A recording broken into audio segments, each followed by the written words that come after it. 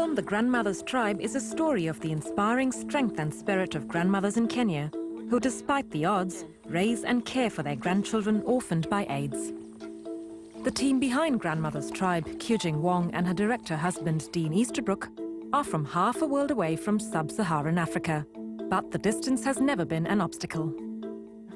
Living in New Zealand is actually a great benefit because New Zealanders are perceived internationally as great peacemakers, and we have a certain arbitrary nature about us. So we are not politically involved in certain political issues at all, and therefore we have this ability to enter a social situation, say in Canada or the US or Africa, and actually rather than judge it, we can hold up, and reflect it in our stories. Grandmother's Tribe underlines the dire need for compassion and global engagement with the AIDS pandemic in sub-Saharan Africa. 14 to 18 million children are being raised by their grandmothers in sub-Saharan Africa simply because their parents have been lost to HIV and AIDS. So, just at a disconnected human level, that's just atrocious. Grandmothers are sort of my heroes. They're amazing. Their wisdom is just so infectious. They're tough. And their positivity, yes, we're going to save these kids. Yes, we're going to look after them and make sure they go to school, So some of those core values of what it is to be alive and what it is to be human, I think are what we can learn from the experience. The film tonight, I think above all, I would like to say, is about inspiration and hope. Over the past 5 years, through global campaigns and fundraisers, Grandmother's Tribe has helped raise nearly $12 million for the cause.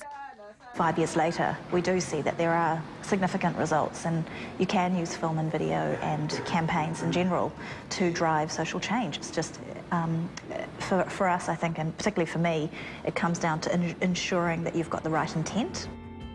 The success of the film set the tone for their most recent documentary, Harpooned Soul, which premiered in New Zealand earlier this year. It's a story rooted in the idea of social awareness and change, powerfully underlining the issues of drug abuse in North America. This is Jade Bell, the Canadian protagonist, striving to reclaim his life after a drug overdose left him blind, immobile and mute. If I only knew I would ever end up taking my last walk through the sickness of Jungle, I swear I wouldn't have tried any of the shit that plagues this street. Jade now visits Canadian schools and prisons, sharing his moving story. It was at one such visit where Jade grabbed Kyujing's attention. I think what we really appreciated was the cut through that Jade gets when he talks to kids. And these are kids who have a very high chance of being on drugs of some kind. And I just thought, my goodness, what an opportunity to multiply Jade's effect across potentially millions of youth in particular. The hope, I suppose, if I look back in 5 years' time now and say, well, what did Jade Bell, the Harpooned Soul film, actually achieve? It would be, saving kids' lives. Harpooned Soul had an effect Downunder too. It was nominated as finalist for Best Film and Director at this year's New Zealand Documentary Edge Festival. It's an accolade for the tough task Borderless takes on, convincing people to believe in their vision, one that's equally shared by her husband, Dean.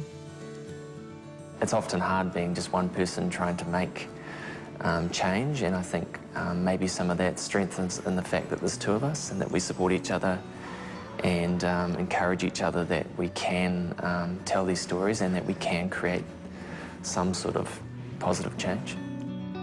Moving into new social change directions, Borderless and Kyujing now head B, a nationwide disability access campaign launched just 2 months ago.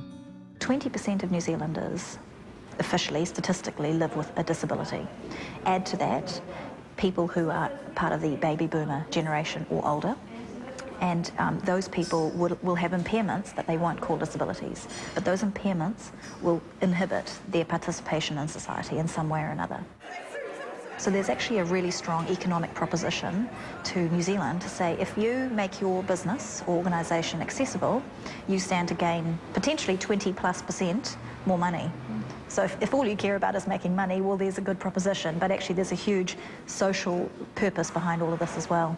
What's been interesting with our campaign is it's not straightforward, it's not linear, it's not black and white, and we need a team of people like Hugh who can really move with that as it changes almost daily.